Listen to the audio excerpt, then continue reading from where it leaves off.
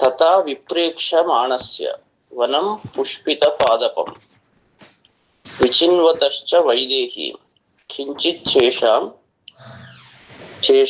కించిత్ ఏష నిశా భవతి. హనుమతః ఆ హనుమంతుడు అని తీసుకోవాలి అధ్యాహారం. పుష్పిత పాదపం వనం తథా విప్రేక్షమాణస్య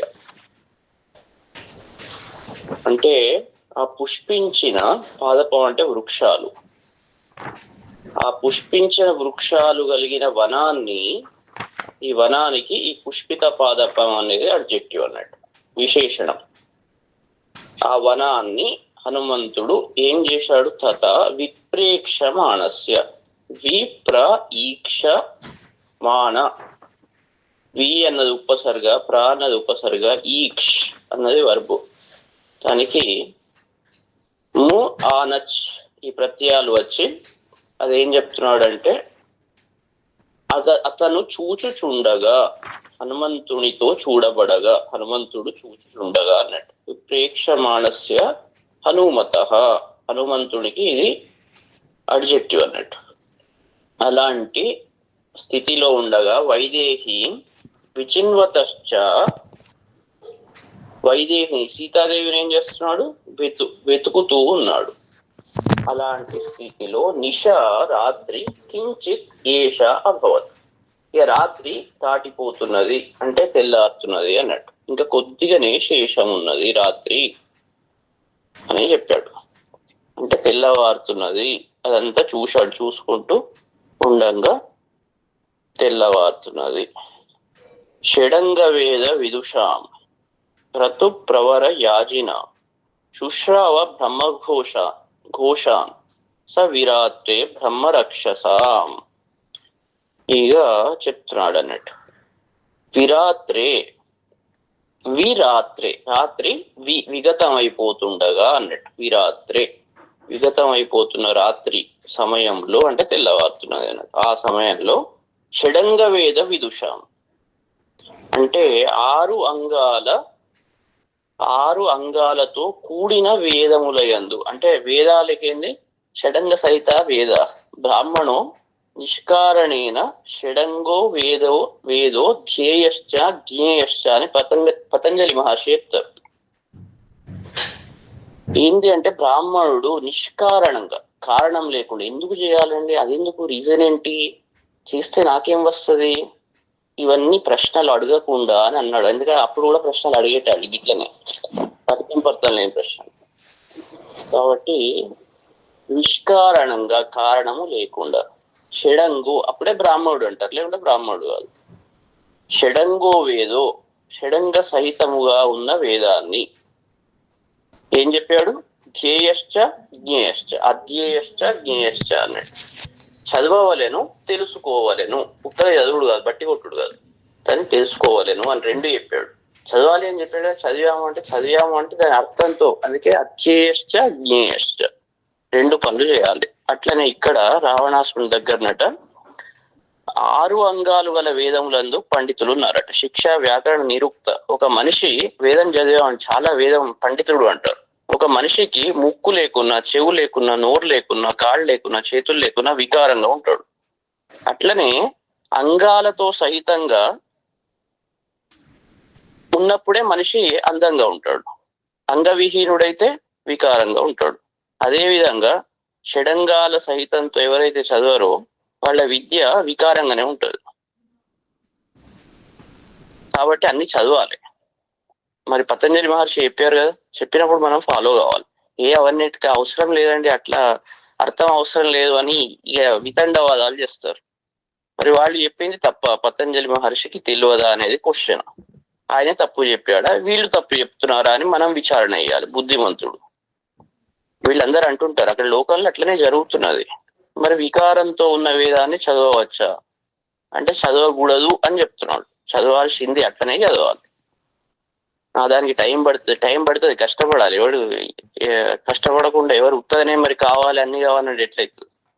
కాబట్టి ఇక్కడ కూడా షడంగ వేద సహితంగా చదవలేను. అట్లా చదివిన వాళ్ళు అక్కడ ఉన్నారట. గమ్మత్తు, రాక్షసుల్లో వాళ్ళలో కూడా షడంగ వేద విదుషాం, 6 వేదాలు అంటే 6 అంగాలతో కలిసిన వేదములందు పండితులు ఉన్నారట. అంటే చాలా గొప్పవాళ్ళు, మేధావులు ఉన్నారు. క్రతు ప్రవర యాజినాం, శ్రేష్టమైన ప్రవర యాజినాం. క్రతు అంటే యజ్ఞాలు, క్రేటస్ అనే పదం దాని నుంచే వచ్చింది.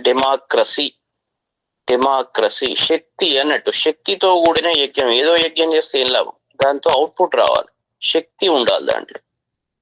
అందుకే క్రతు అనే పదం చాలా గొప్పది. అందరూ మామూలు చేసేది మామూలు హోమాలు, క్రతు అంటే శ్రేష్టమైనది అన్నట్టు, ఎందుకంటే దాంట్లో శక్తి ఉంటది కాబట్టి. అయితే ఎట్లా అంటే క్రతు ప్రవర యాజినాం, శ్రేష్టమైన యజ్ఞాలను చేసిన వాళ్ళు అయినా బ్రహ్మరక్షసాం, ఈ బ్రహ్మరాక్షసులు ఎవరైతే ఉన్నారో, అంటే రాక్షస బుద్ధి, కొద్దిగా రాక్షస బుద్ధి అయినా వాళ్ళు, బ్రహ్మ అంటే వేదము అన్నట్టు, వేదాన్ని బ్రహ్మ అంటారు. దాని యొక్క బ్రహ్మఘోషాన్ శుశ్రావ, ఈ బ్రహ్మరాక్షసుల యొక్క ఏది వేదఘోషలను, బ్రహ్మఘోష అంటే బ్రహ్మ అంటే వేద అని చెప్పారు, బ్రహ్మఘోష అంటే వేదఘోషలను శుశ్రావ విన్నాడు. అంటే అక్కడ కూడా పొద్దున తెల్లారింది కాబట్టి వాళ్ళ యొక్క పారాయణాలు, యజ్ఞాలు అది ఏదైతే ఉంటాయో శాస్త్ర విధిని అనుసరించి వాళ్ళు చేయడం మొదలుపెట్టారు. అవి ఇతని చెవులలో పడ్డవి. అంటే తెల్లారింది అని చెప్తున్నాడు. అత మంగళ వాదిత్ర శబ్దై శృతి మనోహరై ప్రాబుధ్యత మహాబాహు దశగ్రీవో మహాబల. అప్పుడు మహాబల దశగ్రీవ, వాడు చాలా గొప్ప బాహువులు కలిగిన వాడు, బలం కలిగిన వాడు. గొప్ప బాహువులు ఉంటే బలం ఉంటది, శారీరక బలం కలిగిన వాడు. దశగ్రీవ అంటే 10 తలలు కలిగిన వాడు, అంటే బాగా మేధావి అని కూడా అర్థం తీయచ్చు. ఒక్క తల ఉంటేనే గింత తెలివి ఉంటే 10 తలలు ఉంటే ఎంత తెలివి ఉండాలి. కాబట్టి వానికి 10 తలలు ఉన్నాయి, బాగా తెలివి అతి ఉన్నది అన్నట్టు. హృదయం సరిగ్గా లేదు, ఎక్కడనే లొల్లి వచ్చింది, బాగా తెలివి ఎక్కువ అయిపోయింది. శృతి మనోహరై, చెవులకు మంచిగా ఇంపైన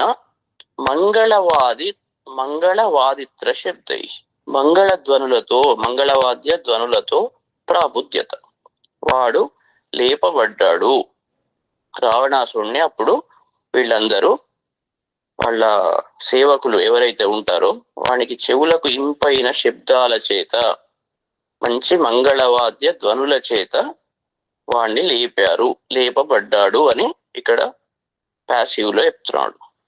దాని చేత లేపబడ్డాడు, దానితో లేపబడ్డాడు. ఎవరు అంటే ఫలానా వాళ్లతో, ఎవరో. విబుధ్యతు యథాకాలం రాక్షసేంద్ర ప్రతాపవాన్ స్రస్తమాల్యాంబరధరో వైదేహీం అన్వచింతయత్. ప్రతాపవాన్ రాక్షసేంద్ర, ఈ గొప్ప ప్రతాపం కలిగిన ఈ రాక్షస రాజు ఎవడైతే ఉన్నాడో రావణాసురుడు, యథాకాలం విబుధ్య అంటే తగిన సమయంలో లేచి, అంటే పొద్దున్నే లేచి, ఎప్పుడు లేవానో అప్పుడు లేచి, స్రస్త మాల్యాంబరధర, స్రస్త అంటే పడిపోతున్నా, జారిపోతున్నా, మాల్యాంబరధర ఈ పుష్పమాలను, వస్త్రాలను, మాల్య అంబర అంటే పుష్పమాలలు, వస్త్రాలు, వాటిని ధర అంటే అవి వేసుకున్నాడు. రాత్రి పడుకునేటప్పుడు అవన్నీ వేసుకున్నాడు. ఈ పొద్దున లేచేటప్పుడు అవన్నీ జారిపోతున్నాయి. ప్రస్రస్త మాల్యాంబరధర అంటే వేసుకొని ఉన్నవి జారిపోతున్న స్థితిలో ఉన్నవాడైన వీడు వైదేహీం అన్వచింత, లేవంగానే సీత గురించి ఆలోచన మొదలుపెట్టాడు. అంటే వాడి మనసులో సీతాదేవి ఏదైతే ఉందో అంత వాణ్ణి పూర్తిగా ఆకర్షించింది. కాబట్టి పొద్దున లేవంగానే వైదేహీం అన్వచింత స్మరించాడు. భృశం నియుక్తస్తస్యాం చ మదనేన మదోత్కటః నసతం రాక్షస కామం శశాకాత్మని గూహితుం. తస్యాం మదనేన భృశం నియుక్తః, ఆ సీత విషయంలో, ఆమె విషయంలో సప్తమి అన్నట్టు. తస్యాం ఆమె విషయ సప్తమి అంటారు. ఆమె విషయము యందు ప్రతి విభక్తులు కూడా అనేక రకాల్లో ఉంటాయి. మళ్ళీ దీన్ని సతీ సప్తమి అని చెప్పలే, సతీ సప్తమి, ఆధార సప్తమి, విషయ సప్తమి అని ఇట్లా అనేక రకాలు ఉంటాయి. ఈ సీత విషయంలో మదనేన మన్మధునితో భృశం నియుక్త, సీత గురించి ఆలోచించంగానే, కామవాసనలతో ఆలోచించంగానే మన్మధుని ప్రేరేపించాడు, ప్రేరేపింపబడ్డాడు. మన్మధునితో అంటే కామము స్టార్ట్ అయింది అన్నట్టు. ఎవరి విషయంలో? సీత విషయంలో. దానికి హేతు ఏంటి అంటే సీత అన్నట్టు. మదోత్కట స రాక్షస, వానికి మదం బాగా ఎక్కువ ఉన్నది.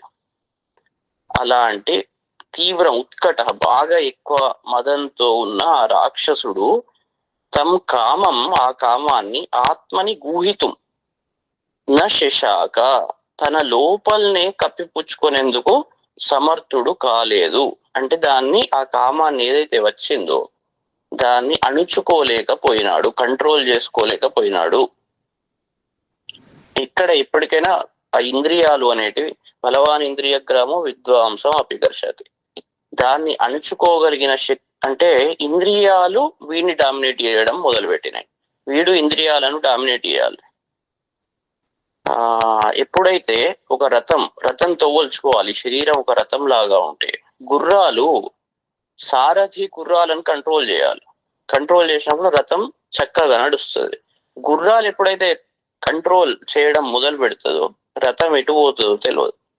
కాబట్టి రావణాసురుని పరిస్థితి ఎట్లా ఉన్నదంటే వీడి ఇంద్రియాలు వీడిని కంట్రోల్ చేయడం మొదలుపెట్టినాయి అన్నాడు. తర్వాత సర్వాభరణైర్యుక్తో బిభ్రత్ శ్రియం అనుత్తమాం తాం నగరై బహుభిర్జుష్టాం సర్వపుష్పలోపగై. సర్వాభరణయుక్త, అనేకమైన ఆభరణాలతో యుక్త, కూడుకున్నవాడు. అనుత్తమాం శ్రియం బిభ్రత్, చాలా అనుత్తమాం, చాలా గొప్పదైన శోభను బిభ్రత్ ధరించుచున్నవాడు అయిన ఆ రావణుడు సర్వపుష్ప ఫలోపగై, అన్ని పుష్పాలను ఫలాలను ఇచ్చు బహుభిహి నగై వృక్షాలతో జుష్టాం తాం ఈ అశోకవనికాం అని చెప్పుడు అర్థం అన్నట్టు. అక్కడ అంటే వాడు అశోకవనాన్ని కూర్చి వెళ్ళాడు. అది ఎట్లా ఉన్నది అంటే అనేక వృక్షాలతో కూడి ఉన్నది. ఇంకే అనేక వృక్షాలు ఎట్లా ఉన్నవి అంటే ఫస్ట్ వృక్షాలతో కూడి ఉన్నది. ఎన్ని వృక్షాలు? అనేకమైన వృక్షాలు. ఆ వృక్షాలు ఎట్లా ఉన్నాయి? పుష్పాలు ఫలాలను ఇచ్చేవి. అలాంటి వనాన్ని గూర్చి వీడు వెళ్ళాడు. వృతాం పుష్కరిణీభిశ్చ నానా పుష్పోపశోభితాం సదా మదైశ్చ విహగై విచిత్రాం పరమాద్భుతాం. పుష్కరిణీభి వృతాం, పుష్కరాలతో అంటే సరస్సులతో అన్నట్టు, చిన్న చిన్న సరస్సులతో వృతాం కూడినదైనది. ఏది? ఆ వనం.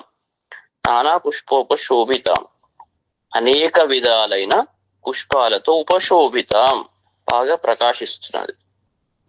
సదా మదై విహగై విచిత్రాం పరమాద్భుతాం, బాగా మదం కలిగిన పక్షులతో అంటే అటు ఇటు తిరుగుతూ సవ్వడి చేస్తూ ఉన్న విచిత్రమైన పక్షులతో చాలా అద్భుతంగా ఆశ్చర్యకరంగా ఉన్న అశోకవనికలోకి ప్రవేశించాడు. ఈహా మృగైశ్చ వివిధై జుష్టాం దృష్టి మనోహరై వీథి సంప్రేక్షమాణశ్చ మణికాంచన తోరణా నానామృగ గణాకీర్ణాం ఫలై ప్రపతి తైర్వృతాం అశోకవనికాం ఏవ ప్రావిశత్ సంతత ద్రుమాం. మణికాంచన తోరణా అనే మాణిక్య కాంచన అంటే మాణిక్యాలు, బంగారాలు అయిన వాటితో ఏర్పడిన తోరణాలు కలిగినది, ముఖద్వారాలు కలిగిన ఏంటి? వీధులను. సంప్రేక్షమాణశ్చ, అటు ఇటు చూస్తున్నాడు, ఆ వీధులను చూస్తూ.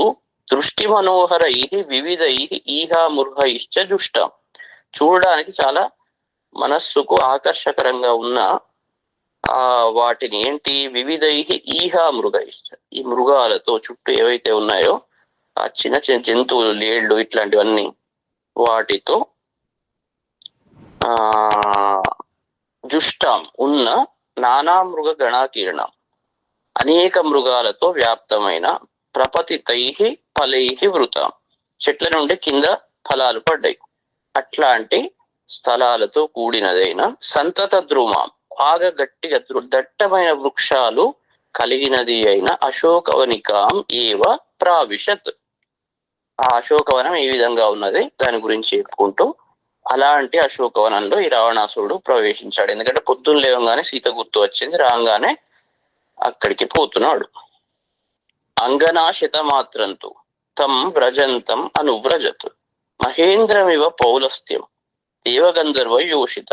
వ్రజంతం తం పౌలస్త్యం అంగనాశత మాత్రం మహేంద్రం దేవగంధర్వ యోషిత అనువ్రజత్. ఈ దేవగంధర్వ యోషితలు అంటే దేవతా స్త్రీలు ఎవరైతే ఉన్నారో వాళ్ళ వలె అని చెప్తున్నాడు. అంటే ఇప్పుడు వ్రజంతం తం, ఈ వెళ్ళుతున్న వ్రజంతం అంటే వెళ్ళుతున్న వాడైన వాడు. వ్రజత్, వ్రజ్ ప్లస్ శత్రు ప్రత్యయం, అది మళ్ళీ ద్వితీయ విభక్తిలో ఏకవచనం. తం ఎవరిని, వీడిని, పౌలస్త్యం పులస్తుని వంశంలో పుట్టిన రావణాసురుణ్ణి, అంగనాశత మాత్రం అంటే ఈ స్త్రీల శతం అంటే ఎంతో మంది స్త్రీలు ఎవరైతే ఉన్నారో రావణ భార్యలందరూ, మహేంద్రం అంటే మహేంద్రుణ్ణి, దేవతా స్త్రీలు దేవ గంధర్వ స్త్రీలు ఏ విధంగానైతే ఆ మహేంద్రుని చుట్టూ అనుసరించి వెళ్తారో అలానే ఈ రావణాసురుని చుట్టూ వీళ్ళందరూ కలిసి వెళ్తున్నారు అన్నట్టు. అయితే అంటే ఇక్కడ రావణాసురుడు అంటే ఇంద్రియ లోలుడు అన్నట్టు. ఇంద్రియాలు అనేక విషయాలను పట్టుకొని వెంట పట్టుకొని నడుస్తుంటాయి. అట్లనే ఈ రావణాసురుడు అంటే ఇంద్రియాలకు బానిస అయిన ఈ వ్యక్తి, అలాంటి తత్వం కలిగిన వాణి వెంట అనేక విషయాలు అంటే కామవాసనలు అతన్ని అనుసరిస్తాయేవో, నాకు అది కావాలి, నేను ఇది కొనాలి, నాకు ఈ టీవీ ఇగో ఈ పలానా అది కావాలి, తర్వాత ఇల్లు ఇట్లా ఉండాలి, తర్వాత పలానా ఇంకోటి ఏదో ఉండాలి. ఇవన్నీ కోరికలు ఇక్కడ స్త్రీల రూపంలో మనం ఆలోచించాలి. వాని వెంట అనేక మంది స్త్రీలు వెంట పోతున్నారు. వేల కొద్ది కోరికలు వానికి, ఒకటి కాదు రెండు కాదు, ఒకటి దాని తర్వాత ఒకటి, ఒకదాని తర్వాత ఒకటి పుడుతూనే ఉన్నాయి. అలా అనేక మంది స్త్రీలతో వీడు వెళ్తున్నాడు అన్నట్టు. దీపికా కాంచనీ కాశ్చిత్ జగృహుస్తత్ర యోషిత పాల వ్యజన హస్తాశ్చ తాళ వృంతాని చాపర. అక్కడ కాశ్చిత్ యోషిత కాంచనీ దీపికా అపరాహ తాళ వృంతాని జగృహు వాల వ్యజన హస్తాశ్చ. అక్కడ కొంతమంది స్త్రీలు కాంచనీ దీపికా అపరాహ, ఒక్కొక్కళ్ళు ఏమేం పట్టుకున్నారని చెప్తున్నాడు. కొందరు బంగారంతో చేసిన దీపాలను కొందరు పట్టుకున్నారు, కొందరు విసనకర్రలను పట్టుకున్నారు, కొందరు వింజామరలు, ఇలా అనేకమైన విషయాలను చేతుల్లో ధరించి ఈ రావణాసురుణ్ణి అనుసరించారు. కాంచనైరపి భృంగారై జహ్రుహు సలిలం అగ్రత మండలాగ్రాన్ భృశింశ్చాపి గృహ్యాన్య పృష్ఠతోయయుః. కాంచనై భృంగారై, బంగారంతో తయారు చేయబడ్డ చిన్న చిన్న పాత్రలతో అవి ముందర పెట్టుకొని దాంట్లో నీళ్లు నింపుకొని జహ్రుహు వాటిని తీసుకువెళ్ళారు. అన్యాహ కొంతమంది మండలాగ్రాన్ ఖడ్గాలను, భృశింశ్చైవ చిన్న చిన్న ఆయుధాలను, అంటే వేరే వేరే విషయాలు ఏవైతే అక్కడ కావాలో ఆ ఆస్తరణలను వాటిని గ్రహించి వెనుకనే వెళ్తున్నారు అన్నట్టు. తర్వాత కాచిత్ రత్నమయీం స్థాళీం పూర్ణాం పానస్య భామిని దక్షిణీనైవ తదా జగ్రాహ పాణిన. ఒక స్త్రీ ఎవరైతే ఉన్నారో కాచిత్ భామిని దక్షిణ రావణునికి కుడి పక్కన ఉన్నది. రత్నమయీం పూర్ణాం అంటే రత్నాలతో తయారు చేయబడిన ఆభరణాలు వేసుకొని నిండి ఉన్నది ఆమె. ఆ నిండి ఉన్న పానస్య స్థాళీం అంటే రత్నమయీం పూర్ణాం పానస్య, దానితో రత్న వికారంతో నిండి ఉన్న పానస్య అంటే తాగేది అన్నట్టు, మద్యం అనుకోవాలి.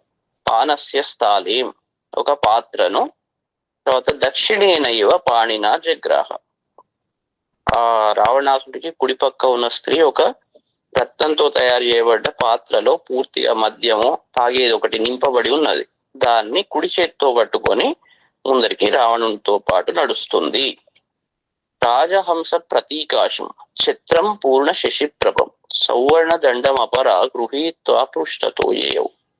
ఇంకొక స్త్రీ ఏం చేస్తున్నది? ఆమె రాజహంస ప్రతీకాశం పూర్ణ శశిప్రభం సౌవర్ణ దండం చిత్రం గృహీత్వా పృష్ఠత ఏయవు. ఇంకో స్త్రీ ఆమె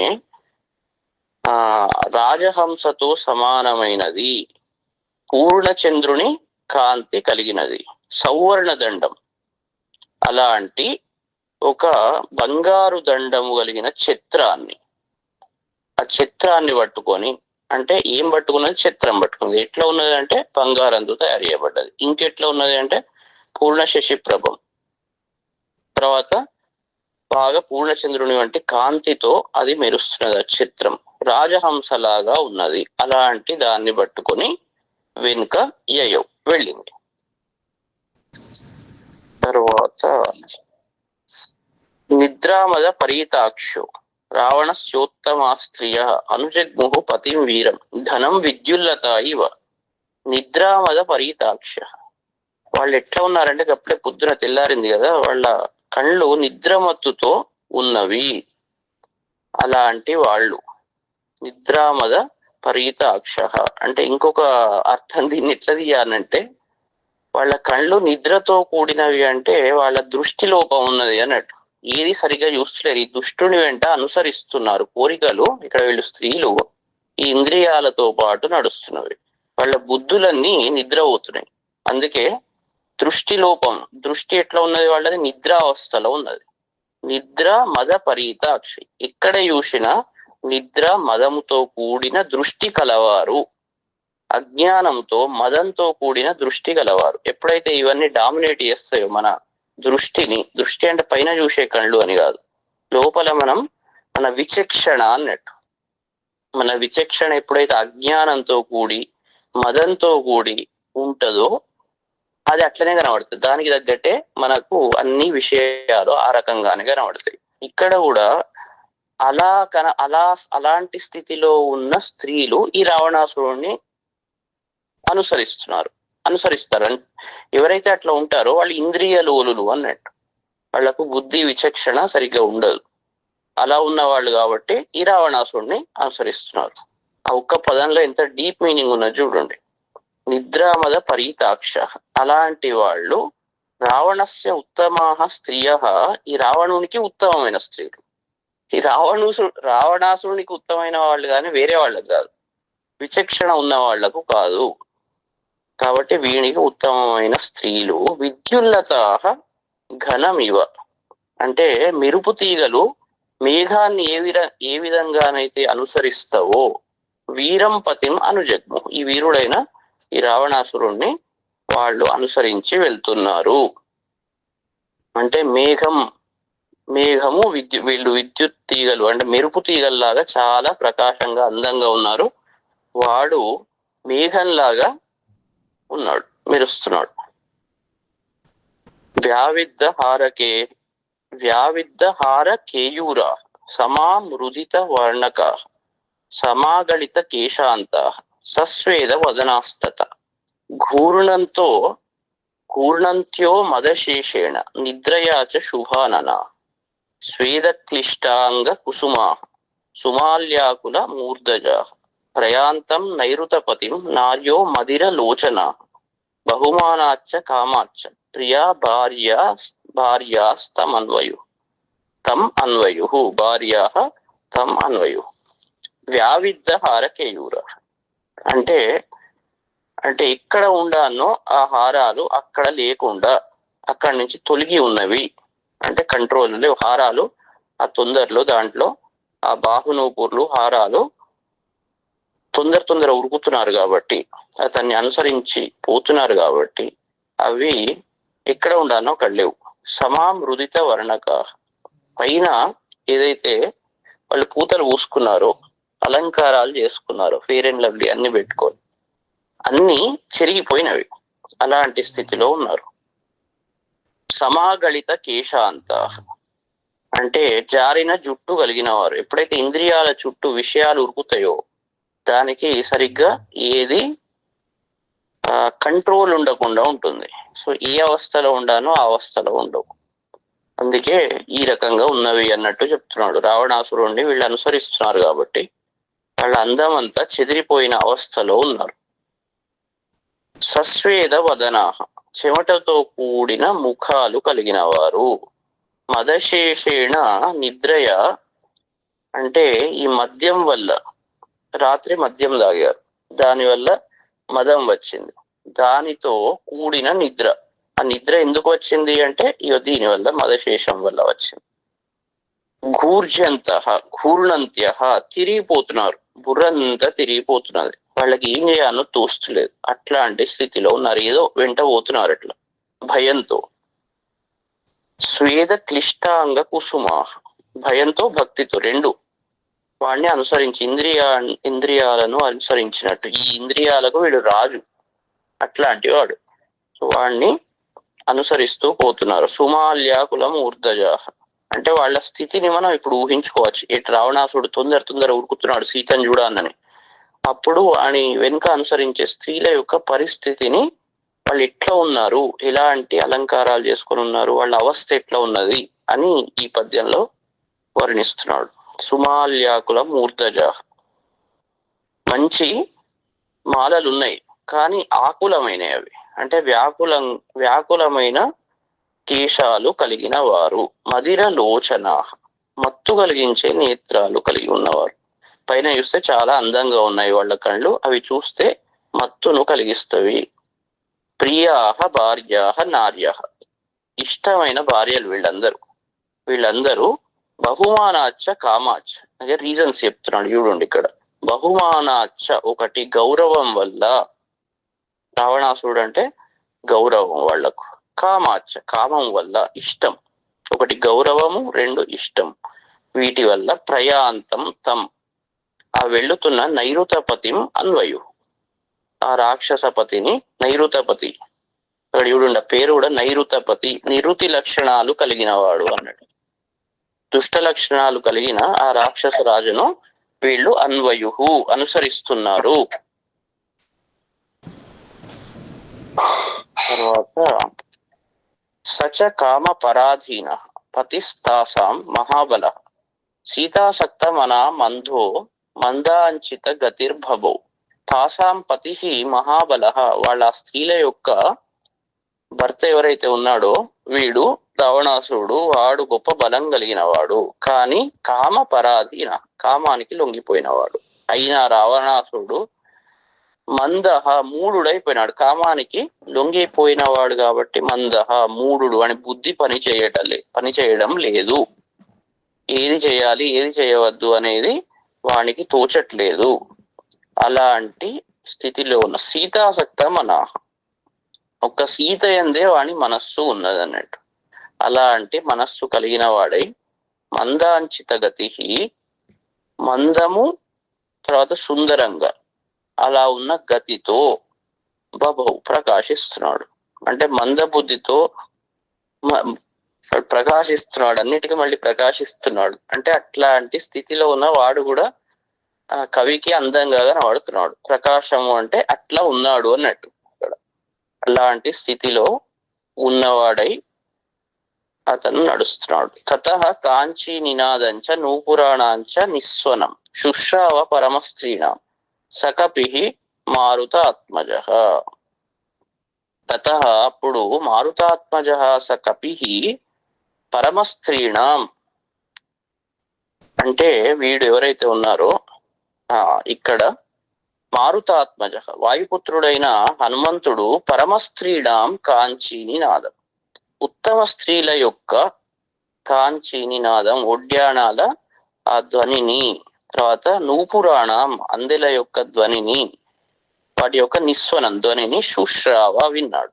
వీళ్ళందరూ ఇట్లా తొందర రావణాసురుణ్ణి అనుసరిస్తూ పోతుంటే, అప్పుడు పోతున్నప్పుడు ఆ ఒడ్యాణాల ధ్వని, కాల అందెళ్ళ ధ్వని విన్నాడు.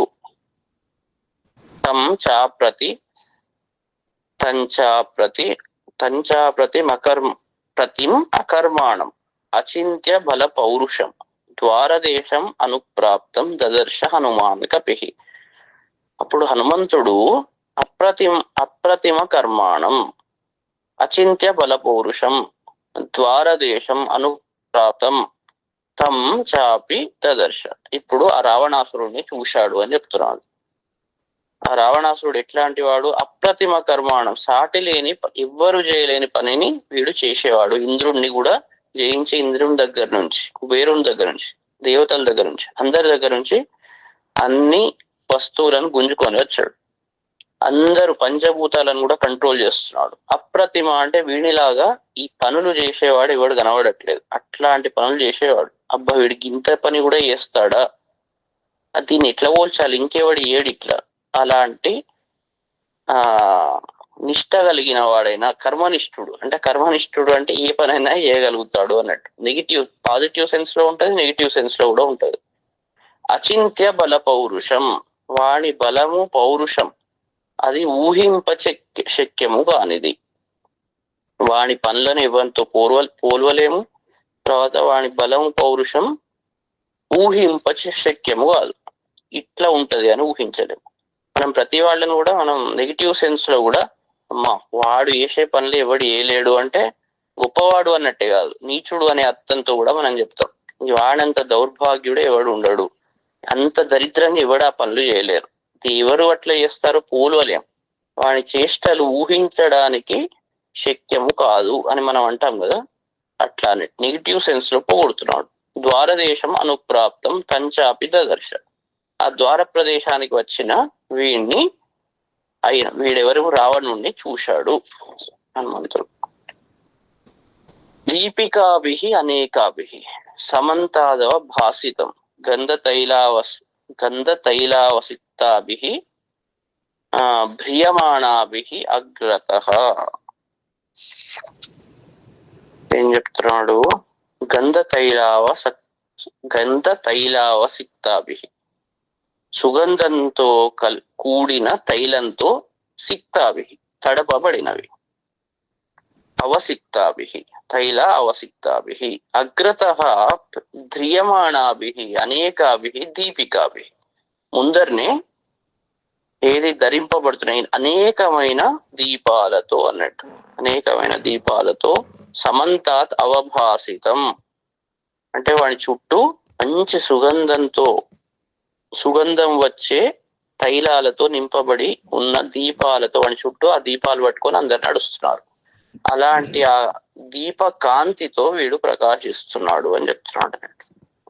అంటే చూడడానికి చాలా అందంగా కాంతి ఉన్నది వాడి చుట్టూ. తర్వాత మంచి వాసనలు వస్తున్నాయి, ఎందుకంటే దాంట్లో పోషణ ఏదైతే తైలం ఉన్నదో చాలా సుగంధాలను ఇస్తున్నది. తర్వాత కామదర్పమదైర్యుక్తం జిహ్మా తామ్రాయ తీక్షణం సమక్షమివ కందర్పం అపవిద్ధ శరాసనం. కామదర్పమదైహి యుక్తం, కామంతో, తర్వాత దర్పం అంటే గర్వం, అహంకారంతో, తర్వాత మదంతో, వీటితో యుక్తం, ఈ మూడిటితో కూడి ఉన్నవాడు. ఒక్కటి ఉంటేనే కష్టం, మూడిటితో కలిసి ఉన్నవాడు. జిహ్మ తామ్రాయ తీక్షణం అంటే జిహ్మ అంటే వంకర అన్నట్టు. వంకర అయిన ఎర్రగా ఉన్న విశాలమన్న ఆయతం, బాగా విశాలంగా ఉన్న నేత్రాలు. అంటే వాడి నేత్రాలు వంకరగా ఉన్నాయి, చాలా ఎర్రగా ఉన్నాయి, విశాలంగా ఉన్నాయి. అలాంటి అంటే ఇక్కడ దీన్ని కూడా నేత్రాలు అని మళ్ళీ చూడండి, ఆలోచించండి. ఈ నేత్రాలు అంటే దృష్టికి సంబంధించినవి నేత్రాలు. అవి ఎట్లా ఉన్నాయి? ఆ దృష్టి వంకరగా ఉన్నది. వాడు అన్ని వంకరగానే చూస్తాడు. ఒకటి ఏదైనా విషయం చెప్తే వీడు ఏదో గట్లనే నెగిటివ్ సెన్స్, వాడు అన్ని నెగిటివ్ గా తీసుకుంటాడు అన్నట్టు. వాడి దృష్టి వంకరగా ఉంది, ఎర్రగా ఉంది. ఈ వంకరగా ఆలోచించి వాడు క్రోధం పెంచుకుంటాడు అన్నట్టు. తర్వాత విశాలంగా ఉంది అంటే వంకరతనం చాలా ఎక్కువ ఉన్నది అన్నట్టు. దాన్ని మనం తీసుకునే దాన్ని బట్టి ఉంటది. వాని కళ్ళు ఎట్లా ఉన్నాయి? అబ్బా బాగా పొగుడుతున్నాడు, రాక్షసుడికి ఇంత మంచిగా పొగుడుతున్నారు అంటే పొగుడుతులేడు, తిడుతున్నాడు యాక్చువల్ గా. పొగిడినట్టే దీన్ని స్తుతి చేసినట్టే ఉంటది కానీ నింద చేస్తున్నాడు అన్నట్టు. వాడు ఏ మంచి విషయాన్ని కూడా చెడుగా తీసుకునే టైప్ అన్నట్టు. వంకర వంకర దృష్టి, తర్వాత క్రోధంతో కూడిన దృష్టి, తర్వాత అది చిన్నగా ఉన్నది, ఏదో కొద్దిగా వంకర కాదు, బాగా పెద్ద వంకర, అలాంటి దృష్టి కలవాడు అన్నట్టు. అపవిద్ధ శరాసనం, తర్వాత ధనస్సు దూరంగా ఉంచబడ్డది, ఇప్పుడు యుద్ధానికి వదిలేడు కదా. సమక్షం కందర్పం ఇవ, వాడిని చూస్తే మన్మధునిలాగా ఉన్నాడు, అంటే కామవశుడైనాడు కాబట్టి మొత్తం వాడి కామం అంటే కొద్ది కాదు, శరీరం అంతా కామంతో నిండి ఉన్నది అని అక్కడ, అంటే ఎట్లయినా దాన్ని సాధించాలి, సీతను అనుభవించాలి అని చాలా గట్టి సంకల్పంతో ఉన్నవాడు, అంటే వాడి నిండా కామమే మొత్తం ప్రవహిస్తున్నది. అందుకే కందర్పమే అంటే మన్మధునిలాగా అందంగా ఉన్నాడు అని అక్కడ అట్లాంటి సెన్స్ కాకుండా కందర్ప అంటే కందర్ప అనే పదం మన్మధుడు అని వేరే పేర్లు కూడా వాడచ్చు, మన్మధుడికి కూడా చాలా మంచి పేర్లు ఉన్నాయి, కానీ ఇక్కడ ఏంది కుత్సితమైన దర్పము గలవాడు అన్నట్టు. కందర్ప అంటే కుత్సితమైన చెడ్డ అహంకారం కలిగిన వాడు, అంటే ఏమైనా మంచిదే నేను సాధిస్తాను అనే ఒక అహంభావంతో, అందుకే పైన కామదర్ప అన్నాడు, కింద కందర్ప అన్నాడు. ఆ పదాలను మంచిగా చూసుకోవాలి. అందుకే కవి ఇక్కడ ఏదో ప్లాన్ చేసుకున్నవి కాదు కదా, ఇవన్నీ సరస్వతి నోట్లోంచి ప్రవహిస్తున్నది, ఆయన నోట్లోంచి, అందుకే ఇట్లా రాయగలిగాడు. పైననో కామదర్పమయైహి అని అన్నాడు. కందర్ప, ఆ మకారం ఎగిరిపోయి కందర్ప అంటే కుత్సితమైన దర్పము కలిగిన వాడైనా వాడు ఎవడు? మన్మధుడు. మన్మధుడు పాజిటివ్ వైపు ఉంటాడు, నెగిటివ్ వైపు ఉంటాడు. ఆయన కూడా ఇక్కడ నెగిటివ్ వైపు చూపెడుతున్నాడు అన్నట్టు ఆ పదంతో. వీడి మొత్తం నిలువెల్లా కుత్సితమైన దర్పంతో కూడిన కామము అన్నట్టు. అలాంటి స్థితిలో వీడు ఉన్నాడు రావణాసుడు. వాడిని చూడంగానే వామ్మో వీడేవాడు రా బాబు, ఇంత దుష్టుడు అనే ఫీలింగ్ హనుమంతునికి కలుగుతున్నది అక్కడ. మతితామృత ఫేనాభ, ఫేనాభం అరజో వస్త్రం ఉత్తమం, సలీలం అనుకర్షంతం, విముక్తం సక్తం అంగదే. మతితామృత ఫేనాభం అంటే మదించబడిన అమృతం యొక్క ఫేన అంటే నురుగు, ఆభం అలాంటి కాంతి కలిగినది. ఏంటి? అరజహ విముక్తం, పరాగము లేదు, జారింది. అంగదే నక్తం, ఉత్తమం వస్త్రం. సలీలం అనుకర్షం అంటే వాణి బట్ట ఏదైతే ఉన్నదో, ఏది? ఈ రావణుడి యొక్క వస్త్రం. ఆ వస్త్రం చాలా ఉత్తమమైన వస్త్రము, వాణ్ణి తగులుకొని ఉన్నది వాణి బాహులకు, కానీ జారుతున్నది. అది ఎట్లా మంచి అందమైన మతింపబడి అమృతం లాగా, అంటే తెల్లని బట్ట, మంచి తెల్లని కాంతితో కూడిన బట్ట జారుకుంటూ ఉన్నది అన్నట్టు. అది సలీలం అనుకర్షంతం, మంచి వాడు అటు ఇటు లీలతో పైకి కిందికి వాడు లాక్కుంటున్నాడు, జారిపోతున్నది, వీడు పైకి అనుకుంటూ ఉరుకుతున్నాడు. తొందర ఉన్నది కాబట్టి ఆ జారిపోతున్న వస్త్రాన్ని లాక్కుంటూ మళ్ళీ సెట్ చేసుకుంటూ ముందరికి పోతున్నాడు అన్నట్టు. వాని స్థితి అట్లా ఉన్నది. తం పత్ర విటపే లీన పత్ర పుష్ప ఘనావృత సమీపమివ సంక్రాంతం నిధ్యాతుం ఉపచక్రమే. సమీపం సంక్రాంతమివ తం పత్ర విటపే లీన పత్ర పుష్ప ఘనావృత నిధ్యాతుం ఉపచక్రమే. అక్కడ సమీపంలోనే వస్తున్నాడా ఆ రావణుడు, దగ్గరికి వస్తున్నాడు. ఇక ఆ రావణుణ్ణి పత్ర విటపే లీన, ఆకుల వెనుక దాక్కొని ఉన్నాడు. ఉండి పత్ర పుష్ప ఘనావృత, ఆ ఆకులు పుష్పాలతో ఆ గుంపు చేత కప్పబడ్డాడు.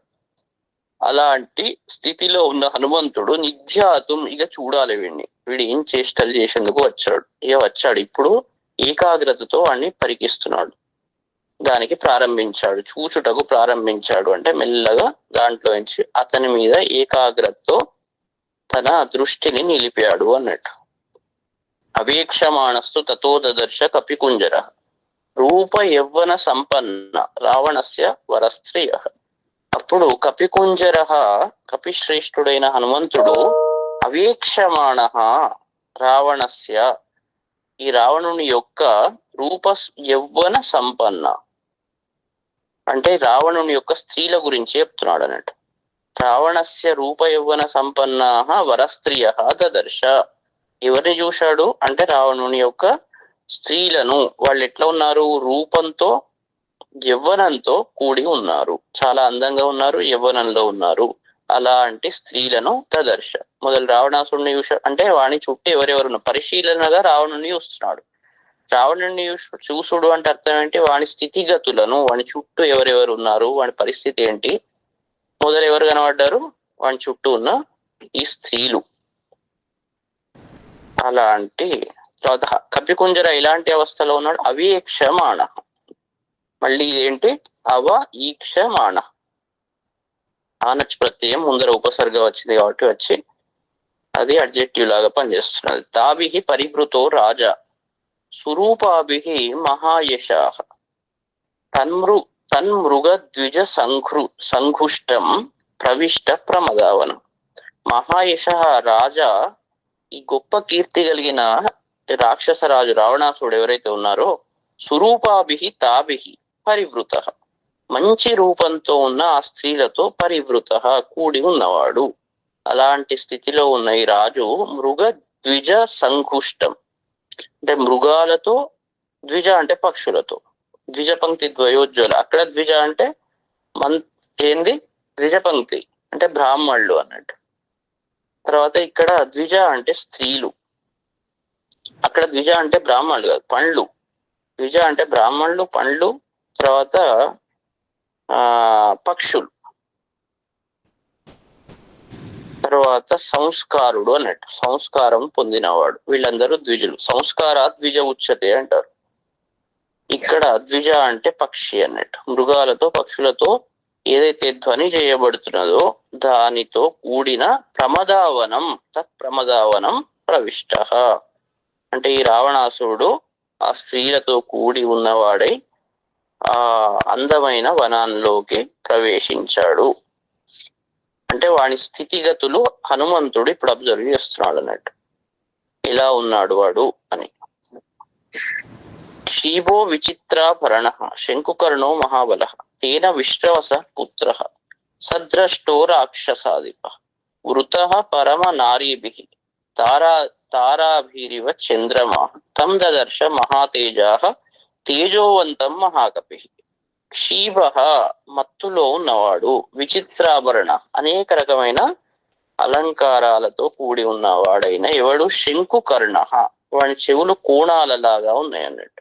మళ్ళీ అంటే వాని వినడం, ఒక విషయం చెప్తే వినేటాళ్ళు సక్రమంగా ఎలా చెప్పారో అంటే ఈ చెప్పేవాని భావాన్ని ఇలా ఉన్నట్టు ఎలా చెప్తున్నాడో అలానే స్వీకరిస్తే వాడి చెవులు బాగా ఉన్నట్టు, మంచి శ్రవణేంద్రియాలు కలిగిన వాడు అన్నట్టు. ఆ విషయాలను వంకరగా విచిత్రంగా ఆలోచించే వాళ్ళు ఎవరైతే ఉంటారో ఇతని భావాలకు తగ్గట్టు ఉండాలి. ఇతని ఏ భావంతో ఆ వాక్ అనే అస్త్రాన్ని ప్రయోగిస్తాడో, అంటే వాక్ శబ్దాన్ని ఎలానైతే ప్రయోగిస్తాడో అది ఉన్నట్టుగా వాళ్ళు తీసుకోవాలి. అలా తీసుకోకుండా విచిత్రంగా తీసుకుంటే ఇగో ఇట్లాంటి అన్నట్టు. శంకుకర్ణ వాడు ఎవరు అంటే విశ్రవస పుత్ర, విశ్రవసుని యొక్క పుత్రుడు అయిన ఎవరు? తారాభి, వాడు ఈ రావణాసురుడే. వాడు చెప్తున్నాడు అన్నట్టు. వాడు ఎట్లా ఉన్నాడు? మత్తులో ఉన్నాడు కాబట్టి దృష్టి సరిగ్గా ఉండదు. దృష్టి సరిగ్గా లేకుంటే చెవులు సరిగ్గా పనిచేయవు. మనం అహంకారంతో కూడిన దృష్టి ఉన్నప్పుడు చెప్పింది కూడా సరిగ్గా చెవులు తీసుకోవు, ఇన్పుట్ సరిగ్గా ఆ విషయాన్ని మనం పూర్తిగా వినం. ఎందుకంటే ఏకాగ్రత ఉండదు, ఎందుకంటే దృష్టి సరిగ్గా లేదు. ఇవన్నీ ఒకదానికొకటి లింకులున్నట్టు. అంగాలు, ఇంద్రియాలన్నీ ఒకటి సరిగ్గా పనిచేయకుంటే దానికి తగ్గట్టు మిగిలినవి కూడా అదే తోవల పడతాయి. వాడు విశ్రవస పుత్ర. ఇక్కడ గమ్మత్తు, విశ్రవసుని యొక్క పుత్రుడు వీడు రావణాసురుడు.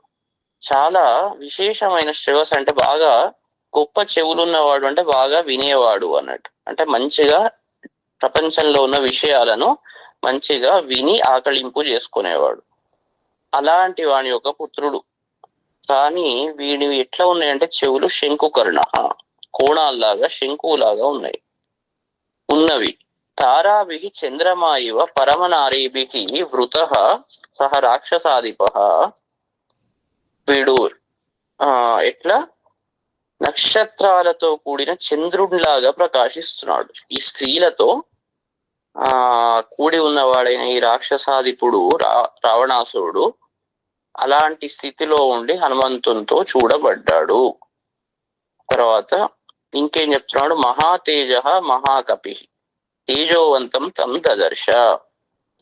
ఇక్కడ ఒక్కటి మాత్రం కొంత దీర్ఘములైన కర్ణాలు, అంటే వాడు వింటున్నాడు అన్నట్టు ఈ స్థితిలో. అప్పుడు ప్రస్తుత స్థితిలో హనుమంతుడు చూసినప్పుడు పెద్ద కర్ణాలు ఉన్నవి, పెద్ద చెవులు ఉన్నవి, అంటే అందరి మాటలను వాడు జాగ్రత్తగా వింటున్నాడు. చుట్టూ పక్కకున్న వాళ్ళందరూ విషయాలు చెప్తున్నారు.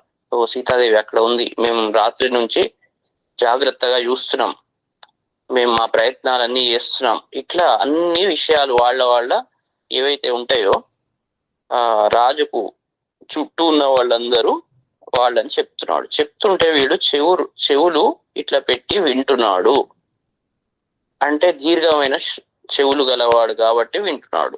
ఎందుకు అంటే విశ్రవసుని కుమారుడు కాబట్టి అని అక్కడ పొగిడాడు ఒక రకంగా రావణాసురుణ్ణి ఇక్కడ. అందుకే శంకు కర్ణ, ఆ శంకువు లాగా పెద్దగా ఉన్న కర్ణాలు. అంటే చెవులు తేపకోటి మారుతాయి అంటే మారుతాయి, బాహ్యంగా మారవు, కానీ లోపలి తత్వంతో ఆలోచిస్తే అన్ని ఇంద్రియాలు మారుతుంటాయి. ఒకసారి మత్తులో ఉన్న ఇంద్రియాలతో ఉంటాయి, ఒకటి బాగా తెలివితో ఉన్న ఇంద్రియాలు ఉంటాయి.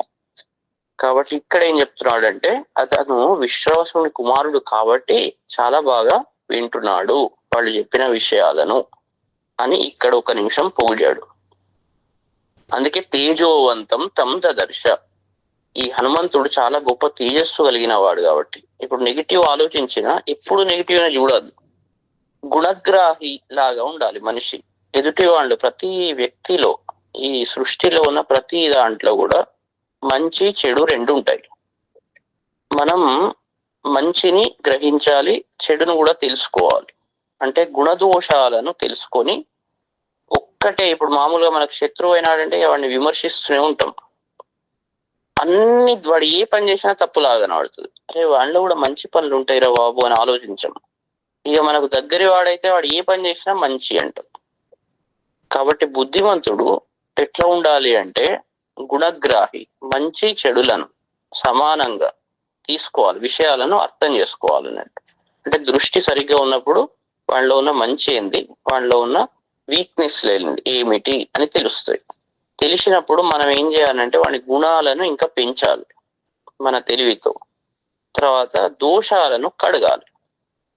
ఎట్లనైతే మనం ప్లేట్ పెట్టుకున్నప్పుడు దాంట్లో ఉన్న చెత్త ఏదైతే ఉంటుందో తీసి పడేస్తాం, మంచిగా క్లీన్ చేసి తర్వాత దాంట్లో అన్నం వేసుకొని తింటాం. అట్లనే ఒక వ్యక్తిని ఎవరైనా శత్రువు మిత్రుడు అని ఏం లేదు, వాళ్ళలో ఉన్న ఏమున్నవి, మంచి ఏముంది, చెడు ఏముంది అని గ్రహించాలి. ఇక్కడ హనుమంతుడు మహా తేజస్సు కలిగిన వాడు. ఇక్కడ రావణాసురుని యొక్క ఇంచు ఇంచు బాగా చూస్తున్నాడు. అంటే వీని కొన్ని లక్షణాలు మంచిగా ఉన్నాయి, కొన్ని లక్షణాలు మంచిగా లేవు. ఇక్కడ మంచిగా ఉన్న లక్షణాన్ని తీసుకున్నాడు. ఎందుకు మంచిగా ఉన్నది అంటే వీడు విశ్వాసుని కుమారుడు కదా, గాయంతో ఉంటది కదా గా లక్షణాలు అని అక్కడ పాజిటివ్ గా ఆలోచిస్తున్నాడు. తర్వాత రావణోయం మహాబాహు ఇది సంచింత్య వానర అవప్లుతో మహాతేజ హనుమాన్ మారుతాత్మజ. మారుతాత్మజ వానర, వాయుపుత్రుడైన హనుమంతుడు గొప్ప తేజస్సు కలిగిన వాడు కాబట్టి హనుమాన్ అయం మహాబాహు రావణ ఇది సంచింత్య అవప్లుత. ఈ మహాబాహువులు కలిగిన అంటే గొప్ప బలం కలిగిన రావణాసురుని గూర్చి రావణాసురుడు ఏం చెప్తున్నాడంటే రావణ అయం మహాబాహు ఇది సంచింత్య వానర. ఈ రావణాసురుడు వీడేనా మహాబాహు, గొప్ప బలం కలిగిన వాడు వీడేనా, వీడే రావణాసురుడు అని సంచింత్య వానర హనుమంతుడు మహాతేజోవంతుడైన హనుమంతుడు మారుతాత్మజ అవప్లుత కిందికి దుంకాడు. వీడ రావణాసురుడు అని ఒక్కసారి ఇట్లా ఇంతసేపు ఎవరు అనుకున్నా వీడా అని కంటి ముందర కనబడేసరికి వాని యొక్క చుట్టూ ఎవరెవరైతే ఉన్నారు, వాని లక్షణాలు ఏమిటి, ఎలా ప్రవర్తిస్తున్నాడు, వాని తేజస్సు ఎట్లా ఉన్నది అన్నిటిని అబ్జర్వ్ చేస్తూ కిందికి దుంకాడు. స తథా అపి ఉగ్రతేజ సన్నిర్ధూతస్తస్య తేజస పత్ర గుహ్యాంతరే సక్తో హనుమాన్ సంవృతో అభవత్. ఆ విధంగా ఉగ్రతేజ సన్నపి ఈ వీడు ఉగ్రతేజ భయంకరమైన తేజస్సు గలవాడైన ఈ రావణ కలవాడైనను సహ హనుమాన్ తస్య తేజస నిర్ధూత. విచిత్రం ఏంటంటే హనుమంతుడే మహాపరాక్రమవంతుడు, అతను మహాబలుడు, అతని తేజస్సు ఉగ్ర తేజస్సు, అంటే అతన్ని తట్టుకోవడం చాలా కష్టం, అతన్ని ఎదిరించేవాడు ఎవడు లేడు హనుమంతుణ్ణి. అలాంటి హనుమంతుడు ఈ తస్య తేజస ఈ రావణుని యొక్క తేజస్సుతో నిర్ధూత తిరస్కరింపబడ్డవాడు. రావణుని తేజస్సు హనుమంతుని తేజస్సును మించిపోయింది. అంటే వాని పవర్ అక్కడ ఎట్లా ఉన్నది అంటే ఉగ్రంగా ఉన్నది. వానితో పోయి కంట్రోల్ వాడిని చేయడం ఎవరి వశం కాదు. హనుమంతుడు అంత ఉగ్ర తేజస్సు గలవాడైన హనుమంతుడు కూడా అమ్మ వీడేంద్ర బాబు అన్నట్టు వాడిని చూసి ఆశ్చర్యపోయినాడు, తిరస్కరింపబడ్డాడు. వాని తేజస్సు డామినేట్ చేస్తున్నది, రావణాసురుని యొక్క తేజస్సే ఇక్కడ డామినేట్ చేస్తున్నది. పత్ర గుహ్యాంతరే సక్త సంవృత భవత్. అంటే ఇతను ఆకుల ఏదైతే ఉన్నాడు వాని తేజస్సు తట్టుకోలేక మళ్ళీ ఆకుల వెనుకకు పోయి సంవృత కప్పబడ్డాడు అని చెప్తున్నాడు. ఎవరికి కనబడకుండా అక్కడ అది చేశాడు.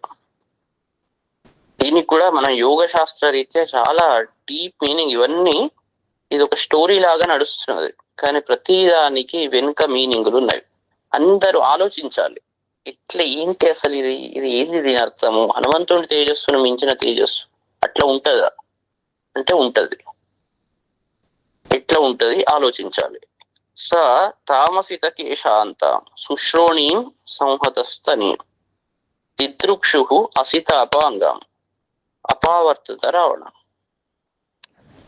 అంటే రావణాసురుడు ఏం చెప్తున్నాడు, అసిత కేశాంతం నల్లటి కేశాలు కలిగినది, సుశ్రోణీం అందమైన కటి ప్రదేశము కలిగినది, సంహతస్తనీం అంటే దగ్గరగా ఉన్న భయంతో ఇట్లా ముడుచుకపోయినది కాబట్టి స్తనాలు దగ్గరికైనాయి, అసితాపాంగం నల్లని నేత్రాంతాలు, అపాంగం అంటే నేత్రాంతాలు కలిగినవి, నల్లగా ఉన్నాయి అవి.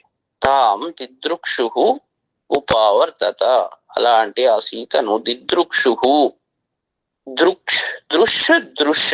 దిదృష్ అవుతుంది, దానికి సన్నంతంలో దిదృక్షు అనే పదం ఏర్పడుతుంది అన్నట్టు. అంటే మాటి మాటికి చూడదలిచిన వాడై అనే మీనింగ్ వస్తుంది అన్నట్టు ఇక్కడ. అలాంటి స్థితిలో ఉన్న హనుమంతుడు సీతను చూడాలి, ఎలా ఉంది ఆమె స్థితి, దగ్గరికి పోయి చూడాలి. మనం మామూలు దూరం నుంచి ఒక వ్యక్తిని చూసినప్పుడు మంచిగా ఉంటది, మనం వాళ్ళను క్లోజ్ గా అబ్జర్వ్ చేసినప్పుడు వాళ్ళ స్థితిగతులు చాలా మంచిగా అర్థమవుతాయి. అదే విధంగా సీతను చాలా దగ్గర నుండి చూడాలి అని అనుకొని ఆమె సమీపానికి ఉపావర్తత దగ్గరికి వచ్చాడు అని చెప్తున్నాడు. ఇక్కడికి 18 చాప్టర్లు అయిపోయినాయి.